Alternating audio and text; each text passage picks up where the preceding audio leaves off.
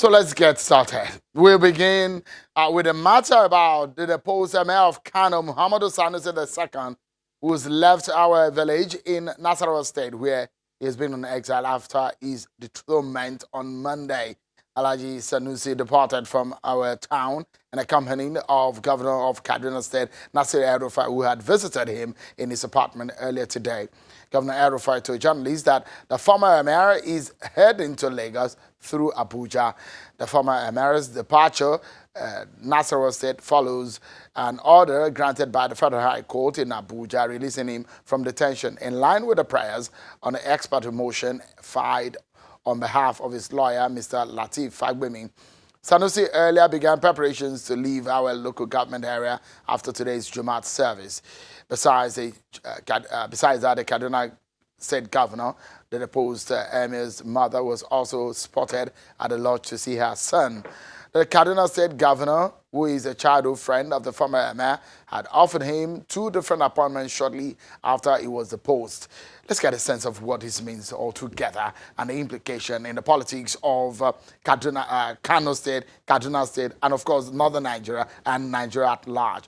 Joining me tonight, 2 gentlemen. Professor Munzali Jibril is a Pro-Chancellor, Federal University Lafayette, and former Executive Secretary, National University Commission. And also with him there is Mr. Jide Ojo, a political analyst and a public affairs expert. Thank you so much, gentlemen, for coming on tonight. First and foremost, let's look at it from 2 perspectives. Let me ask Professor Jibril, what does this mean for the politics of Northern Nigeria? On one hand, the post-emir from Kano, rescued by his friend in Kaduna State. What do you think is at the core of the issue and the implication for the northern politics? Well, people saw this coming a long time ago, and a number of interventions were made to prevail upon the governor not to proceed with the action that was clear to everybody he intended to take. And this really has antagonized many members of the northern elite. And I read Governor El-Rufai's action as a demonstration of protest towards the action of the governor on behalf of himself, and I believe on behalf of many members of the northern elite, to say to Governor Ganduje, you are on your own, we don't endorse what you did. And I think this has grave implications for Governor Ganduje's political future. Professor, the presidency had said President Muhammadu Buhari does not have a hand in what has happened. In fact, we saw on social media when one of the aides to the president came out to say those appointments, the president directed the governor of Kaduna State to give those appointments to the Emir. Would you say that you agree that the president was not aware of what has transpired or that led to the dethronement and banishment of the Emir? Well, I think like everybody else, he must have seen it coming. And I believe he must have done what he could within the limits of the separation of powers within a federation to avert this calamity. But if you know General Buhari or President Buhari very well, he is a stickler for rules and regulations, and he's a convert to democracy by his own admission, but he has deep faith in democracy. So I believe that he wouldn't have directed or interfered directly, but I can tell you when sometime in December or early January this year, the Nigeria Police Academy held its passing out parade. I happened to have gone to President Buhari as he was getting into his car to greet him. And as I was doing so, there came the former emir hurrying to make sure that he caught him before he got away. And you could see that there was a very strong bond between the two men.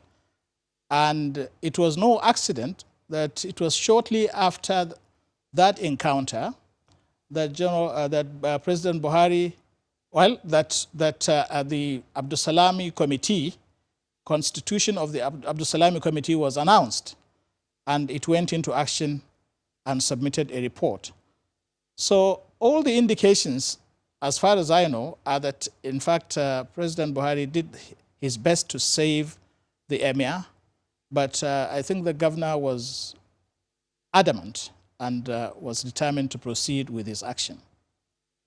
The political analyst, Mr. Jide, give us a sense of, on one hand, the legal implication of the court say, leave him, let him go. A lot of people will say banishment comes with dethronement in that part of the country when that kind of incident happens. Politically speaking, El-Rufai from APC, Ganduje from APC, Buhari from APC. In the mix is Emir Sanusi. What do you think this implies and the politics of 2023? Well, the implication for me is that I think first and foremost we need to establish the fact that this is a war of attrition between two brothers. And even though it was an APC administration under former Governor Rabiu Musa Kwankwaso that brought Emir Sanusi to power, it is still the same APC administration under a different leadership that actually sought to its exit. But we cannot divorce what is going on or what has happened to Emir Sanusi from the local politics of Kano. Grapevine sources has it that Emir Sanusi openly supported the candidate of PDP against that of the re-election bid of Governor Abdullahi Ganduje. True or false, that is yet to be confirmed. But if he actually did that, I think he must have shot himself in the foot, because as a royal father, he should have been neutral. If he actually did support the candidate of the PDP against the re-election bid of Governor Ganduje. But having said that, I think the politics of 2023 is also in the mix. Yes, Governor Ganduje may not be seeking re-election in 2023 because he will have served out his term. But where does he proceed from there?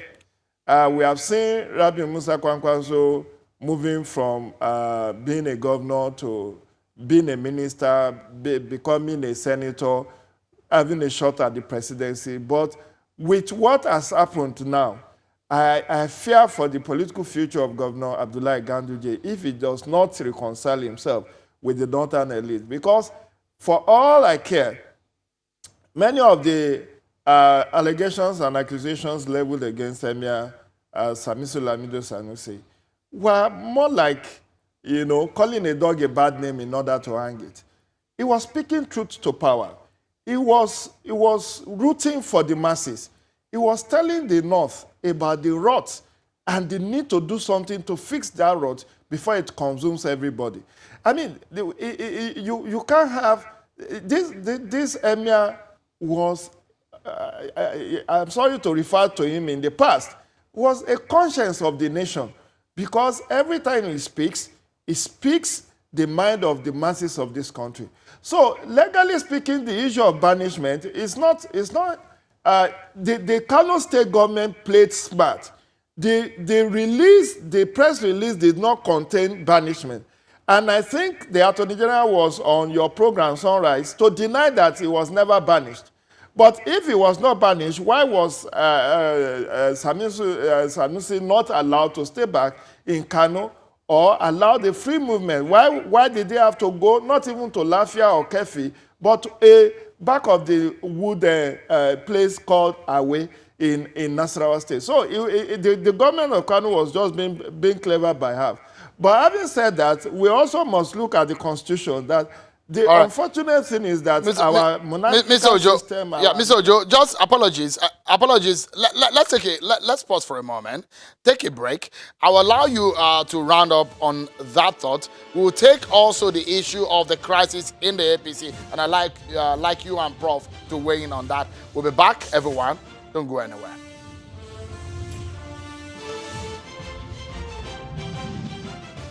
Thank you so much, everyone, for staying with us. Whatever language you want to use, turmoil, crisis, stormy period for the APC, the leadership of the ruling party in Nigeria is in deep trouble. There's been plot and ploy to remove the national chairman of the party, Adams Oshiomhole, former governor of Edo State, who his governor is falling out with him. And whatever is happening right now, there are a lot of people pushing that there should be a NEC meeting on Tuesday next week, the 17th. Whether or not that is legal, according to the pro-Oshiomhole forces in the APC, whether or not the president is attuned to what is happening, those are some of the issues that have been brought to the table, and we dissect tonight. My guest tonight on the program, Professor Munzali Jibril, Post-Chancellor of Federal University, Lafayette, and the former Executive Secretary, National University Commission, and also a political analyst there, Mr. Jide Ojo. Thank you so much, gentlemen, for coming on. Let me allow you to land on that thought, Mr. Ojo, on you were making a point as to the monarchical system of government within our political structure in Nigeria. Please quickly, in a few seconds. Yeah, so like I said, the problem with our monarchy is that, unlike in the pre-colonial days, we have subjugated our monarchy under the political structure of even the lowest level of governance, which is local government. You can hear Abba Karimi way back in the 80s saying that an emir should actually report to a local government chairperson. How could you just fathom that? These are people with power of life and death in the past. These are people that was running governance before the advent of the colonial masters. So anyway, what has happened to Emir Sanusi is not peculiar. At least there have been 10 instances of former removal or dethronement of Emir Oba, or even we have had Ovora Wenogbaisi in Benin. We have had Oba of Lagos, Akintoye removed. We have had Olowo of Owo. We have had Oba Adeyemi the first in Oyo. We have also have Emir of Bandu. We have had Emir Dasuki in Sokoto, and a host of others. So it's not unique, it's not peculiar. But what I quarrel with is that the institution of monarchy in Nigeria seems to have lost its essence, because I recall that even Emir Adobayoro and Emir of and the Oni of Ife, former Oni of Ife, Olubuche, were suspended by the military government for 6 months for traveling without authorization. So it tells you that the institution have more or less lost its essence. And I think we need to revisit that, whether we actually wanted to continue to have that institution or we want to discontinue with it. Let's quickly jump on the issue of there is crisis in that sense of the traditional rulership in Nigeria and the political rulership. Let's leave that for a moment. Let's talk about the political turmoil that the ruling party is in. It does look like something that we've seen before in the PDP. In fact, in the APC, some of the issues that brought Oshiomhole into office are the twilight of the exit of John Oyegun. We saw the similar situation. Professor, what is happening in the APC? What do you see happening next week? Do you think that the president might attend that NEC meeting? Do you think the president is behind those who are the anti-Oshiomhole forces? Where do you think the president is standing in all of this? Well, it's very difficult to guess, but my sense is that what is most likely to happen is that this attempt will evaporate into nothingness. Because, yes, it is true that the ward of Oshiomhole purportedly suspended him. He is fighting that, and then a court removed him as chairman based on the suspension. He hasn't exhausted his legal options Hasn't gone to the, he's gone to the Court of Appeal to appeal, and the matter can still go to the Supreme Court. But this is a basic deficiency of our democracy. Democracy requires patience and requires a dogged obedience to the rule of law. But Nigerian politicians are very, very impatient, and they are very desperate. And once they want to achieve a target, it doesn't matter what route they take. They think that the end always justifies the means. So I believe that, you know, if you've been following the news as you have, various forces and interest groups have been trying to secure the backing of the president to, you know, one way or the other. But so far, he has not been reported to have shown inclination one way or the other. All right, Prof, let me allow Mr. Jide Ojo to come into the conversation. Mr. Ojo, with the people against Oshomole, some of the governors that we understand, we've seen Mr. Giadom insisting that the next meeting will hold. We saw the governor of Edo State say it will hold. And some of the people we understand are also supporting, some of the governors supporting Mr. Oshomole. Where do you think this might eventually end? Well, what I see happening is a protracted legal tussle on the leadership. And unfortunately, it's like APC has not learned anything from the experience of PDP. APC is barely 7 years. And the way they carry on is like the leadership or the chieftains of the party just wanted power for power's sake. Unfortunately so. But unless and until, the only other way out is finding political solution to this. There's Chief Bisi Akande led reconciliation committee. If they can speed up and reach out to the warring parties and get them to sheath their sword. Mr. Oshomole himself has said this is about 2023. He has fingered a couple of ministers and governors has been behind these ordeals.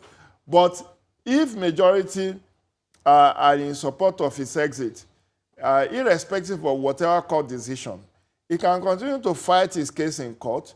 It will just be like the exercise carried out in Kogi State when the the governor in Kawit with the State House of Assembly booted out the former deputy governor. Of course, they knew what they did was wrong, but irrespective of that, they know that by the time you exhaust all the court processes, it will be an academic exercise, even if you are asked to be restored. So I think that the best way out is through political reconciliation. All right. We need to leave it at that. What a way to end the show tonight. Those very interesting two topics tonight that both of you have weighed in on. Thank you so much, Mr. Jide Ojo, a political analyst and a public affairs analyst also. Professor, thank you so much. It's good to see you again. Thank you so much for coming and sharing your thoughts with us tonight. Professor Munzali Jibril, Pro-Chancellor of Federal University in Lafayette. But that's our show for tonight. Thank God it's Friday. Do enjoy the rest of your evening, everyone.